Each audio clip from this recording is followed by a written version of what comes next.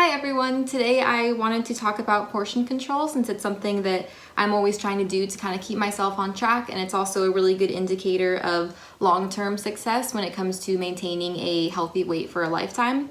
So along with intermittent fasting, which I talked about in my previous video, I also really try to make sure that I'm never kind of going overboard with my portion sizes.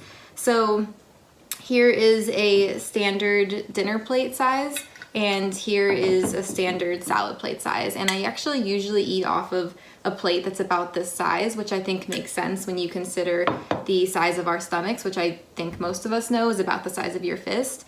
And even with this little salad plate right here, you're still getting about, 4 fistfuls of food.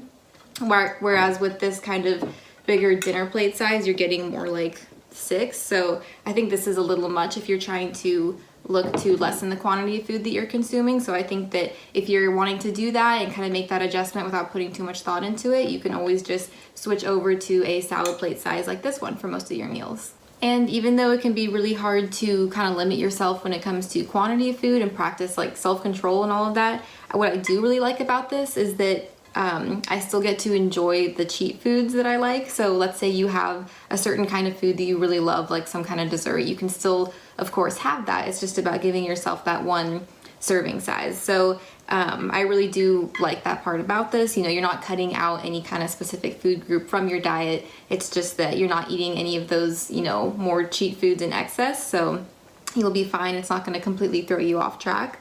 And also, of course, quality of food matters just as much, if not more, than quantity. So if you weren't sure what actually goes on the plate and like what proportions, I just personally kind of like to follow the general setup of dividing the plate into kind of 4 sections. So I don't know if you guys can see that, but I actually put 2 rubber bands on the plate to kind of divide it into 4. And the setup that I like to follow is to have a quarter of the plate be for protein, so your meat, your chicken, whatever. The other quarter to be for your starches and your grains, so bread, rice, beans, potatoes goes in that category, even though it's technically a vegetable. And then the other half of the plate you can make into just for your vegetables.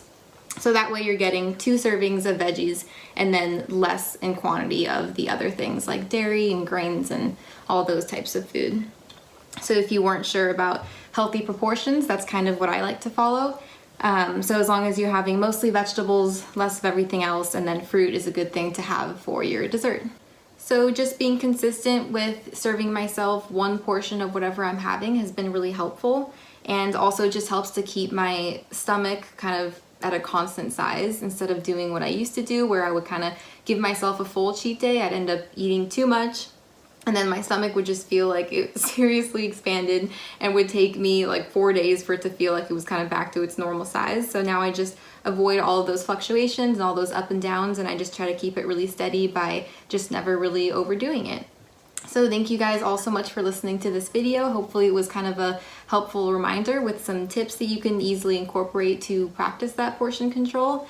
And I'd love to hear your feedback. You guys can let me know what eating habits work best for you all. I love to hear new things that I've never thought of that maybe I could also use. So thank you again for listening, and please subscribe if you enjoyed this video, and I will see you all next Tuesday.